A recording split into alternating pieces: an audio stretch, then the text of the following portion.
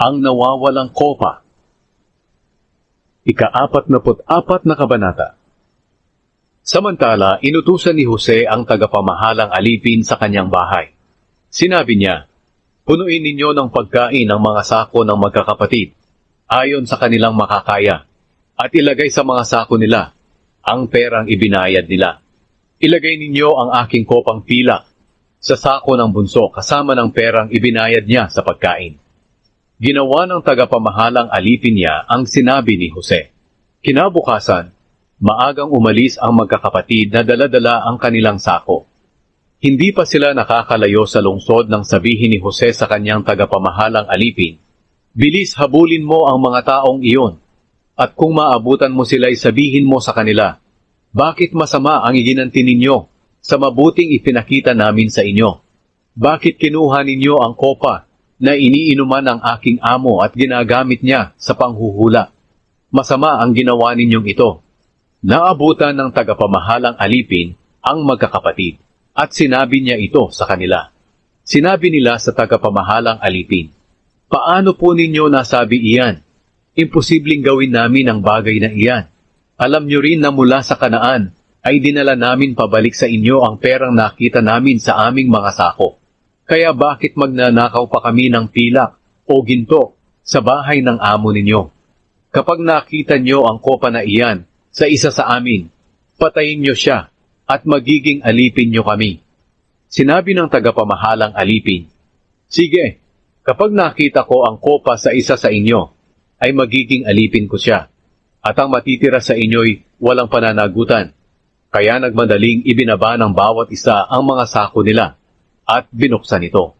Agad na hinanap ng tagapamahalang alipin ang kopa sa mga sako, magmula sa panganay hanggang sa bunso, at ang kopa ay nakita sa sako ni Benjamin.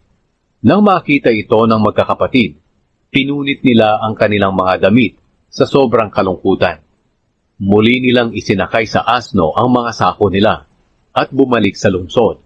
Nang dumating si Juda at ang mga kapatid niya sa Ehipto, naroon pa rin si Jose sa bahay niya. Pumasok sila sa bahay at lumuhod sa harapan ni Jose. Sinabi ni Jose sa kanila, "Ano ba itong ginawa ninyo? Hindi niyo ba alam na marunong akong manghula? Kaya wala kayong maitatago sa akin." Sinabi ni Juda, "Mahal na gobernador, wala na po kaming ikakatwiran pa sa inyo, at hindi po namin masasabi na hindi kami nagkasala. Ang Diyos po ang siyang naghayag ng aming kasalanan. Ngayon, lahat po kami ay alipin na ninyo, kami at ang isa na nakitaan ng kopa." Pero sinabi ni Jose, "Hindi ko magagawa iyan.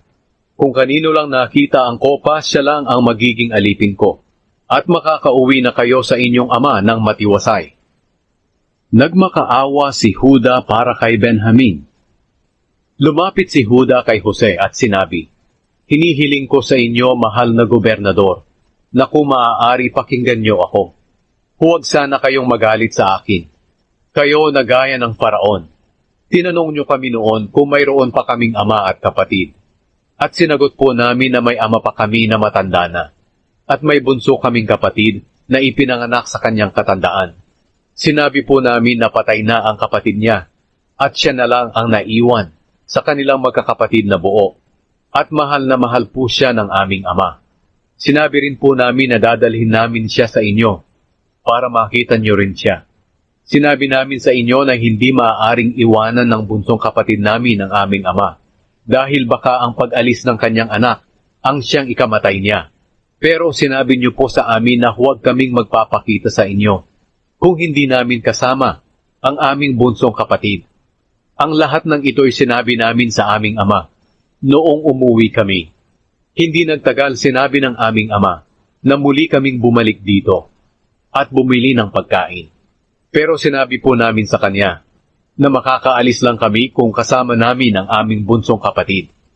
Dahil hindi kami maaaring magpakita sa inyo kung hindi namin kasama ang bunso namin. Ito ang isinagot niya sa amin. Alam niyo naman na dalawa lang ang anak ko sa asawa kong si Raquel. Ang isa'y wala na. Maaaring niluray-luray siya ng mababangis na hayop. At hanggang ngayon hindi ko pa siya nakikita. Kung kukunin niyo pa ang isang ito na naiwan sa akin, At kung may mangyari sa kanya, baka mamatay ako dahil sa sobrang paghihirap ng aking kalooban.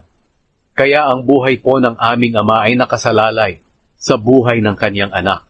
Kung uuwi kami na hindi namin siya kasama, tiyak na mamamatay sa kalungkutan ng aming ama na matanda na. Itinaya ko ang aking buhay para sa kanyang anak. Sinabi ko po sa aking ama na kung hindi ko maibabalik sa kanya ang kanyang anak, ako ang dapat sisihin habang buhay. Kaya mahal na gobernador, ako na lang po ang magpapaiwan dito bilang alipin ninyo sa halip na ang kanyang anak. At payagan nyo na lang po siyang makauwi kasama ng mga kapatid niya. Hindi po ako pwedeng umuwi nang hindi kasama ang anak niya. Hindi ko po kayang tiisin na makita ang masamang mangyayari sa aming ama.